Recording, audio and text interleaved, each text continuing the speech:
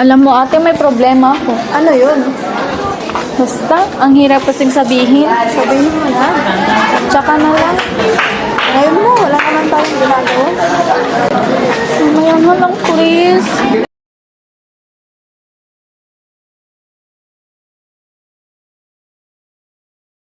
Hindi ko na lang gagawin.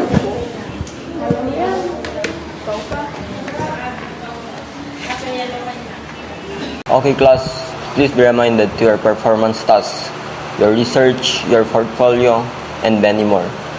So that will be passed on Monday. So make yourselves busy. Kung wala kayong may papasa bukas, wala na guys, bagsak na kayo.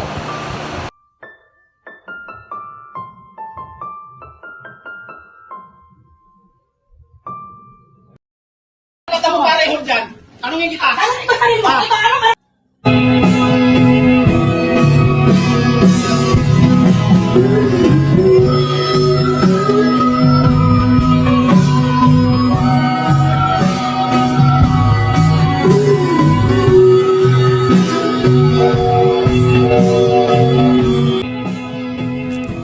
Pa, sorry kung hindi ko man matupad ang mga pangarap ko para sa inyo.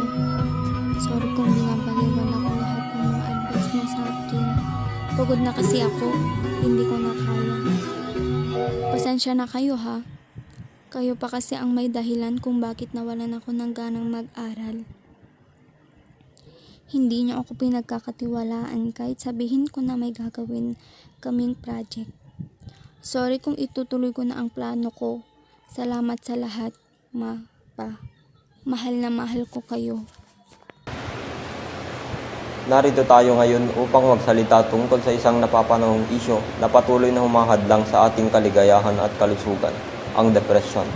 Ang depresyon ay isang malubhang sakit na emosyonal na maaaring makaapekto sa ating mga damdamin, pag-iisip at pangkalahatang kalagayan sa buhay. Sa pamamagitan ng ating pagkakaroon ng kamalayan at pag-unawa ukol dito, maaari nating labanan ang depresyon at magbigay ng suporta sa mga taong nakakaranas nito. Una, pagbibigay ng suporta.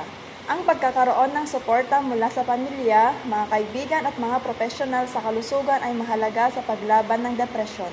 Dapat nating itaguyod ang pagkakaroon ng malasakit at pag-unawa sa mga taong nakakaranas nito. Maaari rin tayong magbigay ng suporta sa pamamagitan ng pakikinig, pagbibigay ng oras at pagpapakita ng pagmamahal at pag-aalala sa mga taong may depresyon. Dalawa, pag-aalaga sa kalusugan. Ang pangangalaga sa ating kalusugan ay mahalaga sa paglaban ng depresyon. Dapat nating bigyang pansin ang regular na ehersisyo, tamang nutrisyon, sapat na pahinga at pag-iwas sa mga masasamang bisyo. Ang pagkakaroon ng malusog na pamumuhay ay makakatulong sa pagpapanatili ng ating emosyonal na kalagayan at paglaban sa mga negatibong epekto ng depresyon.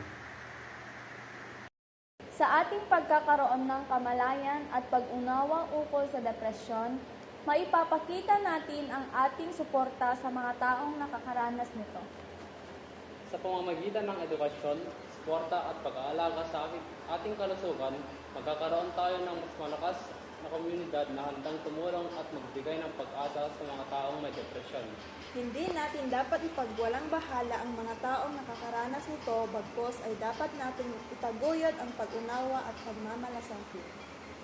Tayo ang maging boses ng pagbabago at pag-asa laban sa kontra-depresyon. Labanan ang depresyon, isulong ang kamalayan at pag-unawa.